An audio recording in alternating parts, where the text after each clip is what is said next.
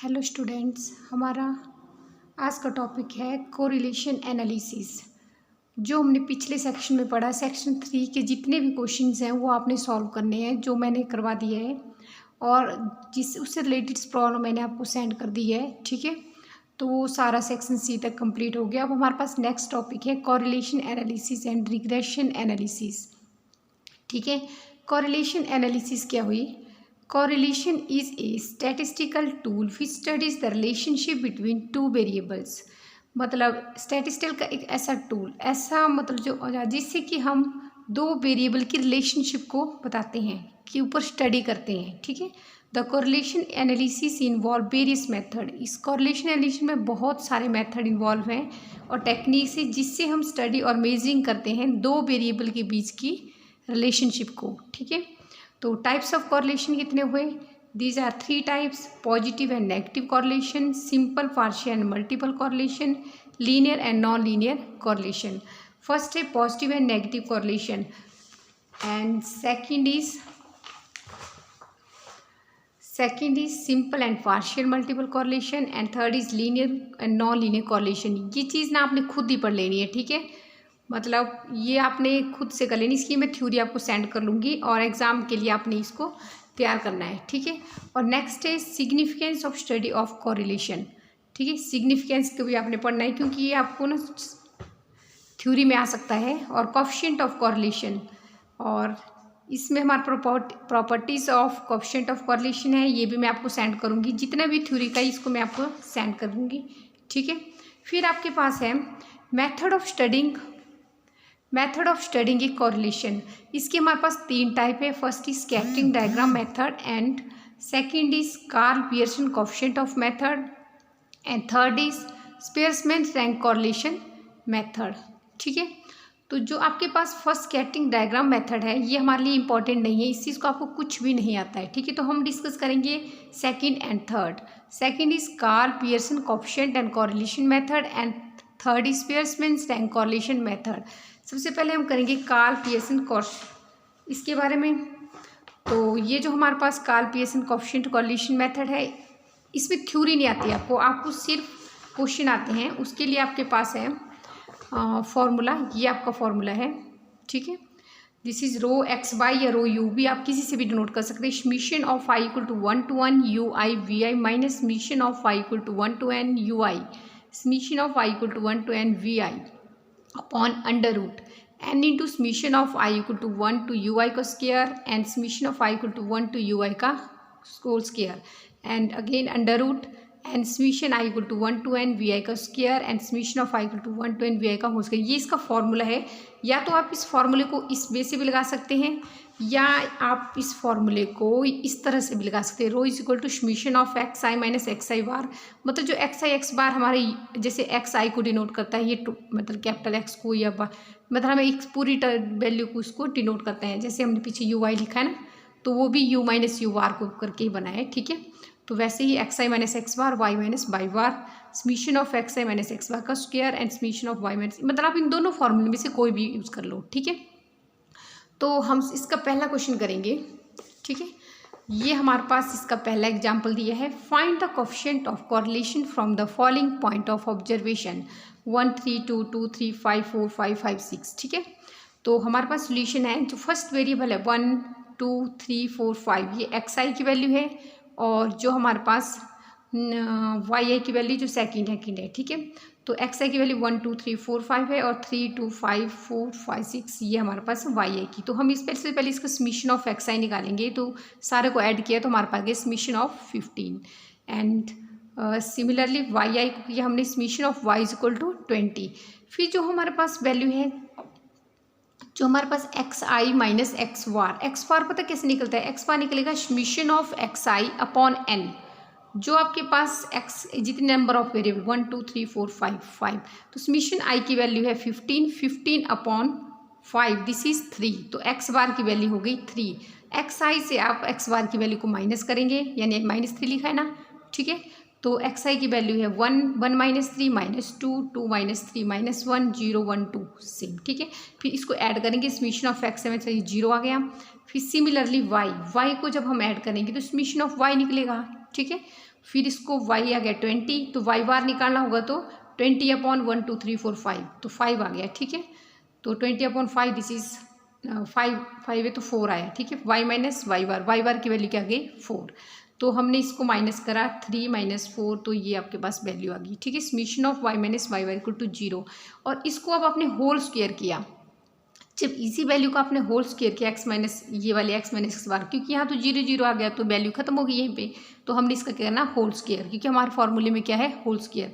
X minus X bar का square, जब हमने इसको स्क्वायर किया 2 का स्क्वायर 4 1, क्योंकि माइनस में जब ब्रैकेट में होती है तो मतलब -2 का स्क्वायर मतलब -2 इंटू -2 माइनस माइनस प्लस 2 2 जा 4, तो ये आपके पास वैल्यू आ गई 10। और फिर उसको जब उसके बाद हमने स्क्वायर किया तो उसको ऐड भी कर दिया। वैसे ही similarly y minus Y square, तो इसको भी हमने ऐड किया। फिर आपके पास एक्स आई और वाई आई की वैल्यू, तो इन दोनों को हमने मल्टीप्लाइड कर दिया, इसको और इसको, 2 1 जा 2 2 2 जा 2 1 जा 2, फिर 0 एंड 1 एंड 2 2 जा 4, और इन दोनों को भी ऐड किया। फिर हमने नेक्स्ट में एक्स बार की वैल्यू जैसे मैंने आपको बताई थी, summation of X upon 15 upon this is 3 and Y bar की वैल्यू 4। फिर हमने फॉर्मूला लगाया इसमें, तो हमारे पास समीशन ऑफ एक्स की जो वैल्यू आई वो थी 8, और इसकी जो वैल्यू आई 1 टू 10 मतलब 10, और इसकी भी 10, तो सबको सॉल्व करें टू 10 का होल स्क्वायर, अंडर रूट से स्क्वायर कट गया 10 आ गया, मतलब दिस इज 0.8, ठीक है। और वैसे सिमिलरली हमारे पास सेकंड क्वेश्चन है, calculate the coefficient of correlation between the age of husband and Y from the following data. तो एज ऑफ हस्बैंड है 35 34 40 43 50 and 20 and 38, and age of wife is 32 30 31 32 53 20 and 33। तो हम सबसे पहले मानेंगे कि एज ऑफ हस्बैंड है X and age of wife है वाई। तो हमारे पास जो एज ऑफ हस्बैंड है उसको हम डिनोट कर रहे हैं एक्स आई से, और तो हम निकालेंगे एक्स आई की वैल्यू लिखेंगे, तो हम एक्स बार भी निकालेंगे साथ में। तो एक्स बार के लिए summation of X I upon 1 2 3 4 5 6 7, तो इसको निकालने के बाद हमारे पास वैल्यू आएगी एक्स बार की, ठीक है। तो हमने एक्स बार की वैल्यू भी निकाली। फिर आपके पास एक्स आई जब हमने इसको कैलकुलेट करा, ठीक है, तो हमारे पास 32 आई शायद इसकी वैल्यू, ठीक है, मतलब 266 अपॉन 1 2 3 4 5 6 7, ठीक है, 7 3 × 21 एंड 5 8, कितने आ गए 38, दिस इज 38, मतलब 35 minus 38 -3, this is -4 on this, ठीक है। और सिमिलरली आपने इसका उसका होल स्क्वायर भी ले लिया साथ में, ठीक है, 3 3 9 16 4 समथिंग सारों का होल स्क्वायर, उसको भी ऐड किया। फिर y की वैल्यू ये वाली, फिर y का y बार निकाला हमने, y की वैल्यू 231 आई। जब ये 231 आई तो इसको हमने डिवाइड करा 8 से, तो 8 2 जा 16 होता है, तो 9, फिर क्या 8 2 जा 16 तो 7 बचा इधर, ठीक है, 7 8 मतलब 8 से जाएगा 28, ठीक है। फिर इसके बाद हमने बाई बार की जब वैल्यू निकली 32 माइनस कितनी निकली इसमें, तो 231 1 2 3 4 5 6 7 डिवाइडेड बाई 7 है ये, ठीक है, सॉरी 3 21 2 बच के एंड अगेन 3, ठीक है, 33, दिस इज 33, मैंने 8 लिख दिया था, ठीक है। तो 32 minus 33 this is -1, 30 minus this is, और ये सारे जब हमने माइनस करे तो बाद में ये ऐड किया तो 0, फिर इसका होल स्क्वायर किया हमने तो ये आ गई ये वैल्यू, फिर इसका भी हमने होल स्क्वायर के बाद ये वैल्यू आ गई। फिर हमने एक्स आई और वाई आई दोनों को मल्टीप्लाइड करा यहाँ पर, तो ये हमारे पास आ गए, जब 3 1 जा 3 3 4 जा 12, मतलब इसको हमने यहाँ लिखा तो हमारे पास आ गई ये वाली वैल्यू। फिर हमने इसमें अप्लाई करा फॉर्मूला जो आपके पास पहले से मैंने बताया था, summation of X M X bar और ये, ठीक है। तो आपके पास क्या 600 अपॉन जो आपके पास वैल्यू आई है वो आपने पुट करी इधर, फिर इसको सॉल्व किया तो आपके पास आंसर आया ये, ठीक है। फिर आपको मैं वो भी बता देती कि दूसरा फार्मूला, 2 फार्मूले बताए मैंने आपको ना, तो है तो एक ही बात, आप कोई भी लगा लें। Calculate the coefficient of correlation between x and why the following data, ये आपके पास डाटा गिवन दिया हुआ है, ठीक है। तो आपने क्या करना है, जैसे एक्स आई की वैल्यू फर्स्ट एंड वाई आई की सेकंड, ठीक है। यू आई वैसे एक्स माइनस एक्स बार है, उसको हमने यू आई मान लिया, ठीक है। और y माइनस वाई बार को वी आई मान लिया। फिर यू वाई एंड वाई जैसे X minus X bar into Y minus Y को मल्टीप्लाइड कर तो U Y and Y V I, ठीक है। फिर दोनों को मल्टीप्लाइड कर दिया, मतलब इसका मतलब तो ये हुआ कि X I minus X bar and Y minus Y bar, ठीक है। और यू वाई का स्क्वायर मतलब एक्स माइनस एक्स बार का whole square and Y minus Y bar.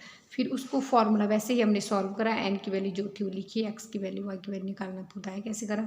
फिर उसके बाद ये था आपके पास फॉर्मूला, ठीक है।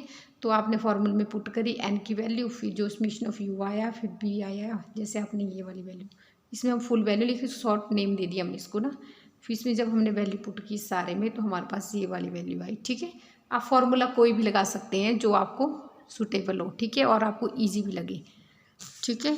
तो ये हमारे पास था कार्ल पियर्सन कोएफिशिएंट, और इसके मैं आपको नोट्स सेंड कर दूंगी जो और क्वेश्चन है। कई बार ऐसा होता है कि इन्होंने सब कुछ अपने आप गिवन दिया होता है, जैसे ऐसे क्वेश्चन हैं, जैसे कईयों में अपने आप ही दिया होता है, हर एक वैल्यू गिवन है, क्या क्या दिया आपको, उसमें आपने डायरेक्ट फार्मूला ही अप्लाई करना होता है, ठीक है। तो ये आपने डायरेक्ट निकालना है। इसको कोरिलेशन को हम आर से भी डिनोट करते हैं, ठीक है। कोएफिशिएंट ऑफ कोरिलेशन को आप आर से ही डिनोट करना, ठीक है। फिर ये जैसे आपको पहले से गिवन वैल्यू इसको सॉल्व करेंगे, मतलब आपको ना कई बार सब कुछ गिवन होगा, अपने फॉर्मूले को ही अप्लाई करना है। तो ये आपकी क्वेश्चन है, और इससे रिलेटेड जितने भी एग्जाम्पल हैं, ये जो मैंने करवाया इसको भी, और इससे रिलेटेड जो भी होगा मैं आपको सेंड कर दूँगी, ठीक है। तो ये आपका आज का लेक्चर था, कल हम करेंगे इससे नेक्स्ट वाला, ठीक है। And thank you.